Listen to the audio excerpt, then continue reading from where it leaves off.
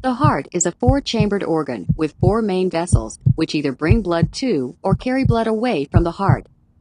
The four chambers of the heart are the right atrium, the right ventricle, the left atrium, and the left ventricle. The great vessels that you see include the superior and inferior vena cava, which bring blood from the body to the right atrium.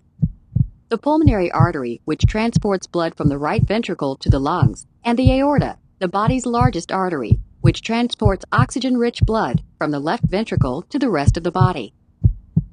If we remove some of the tough fibrous coating of the heart and great vessels, you can get a better look at the heart beating.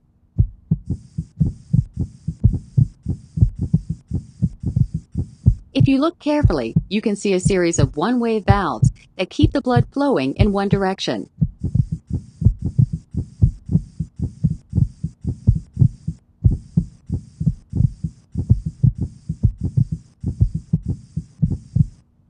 If we inject dye into the superior vena cava, you can watch it pass through the heart as it goes through the cardiac cycle.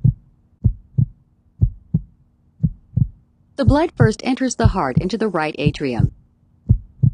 A contraction of the right atrium then forces blood through the tricuspid valve and into the right ventricle.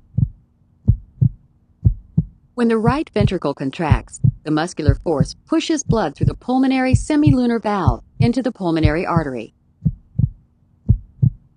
The blood then travels to the lungs where it receives oxygen.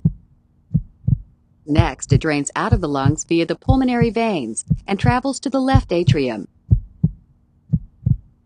From the left atrium, the blood is forced through the mitral valve into the critically important left ventricle.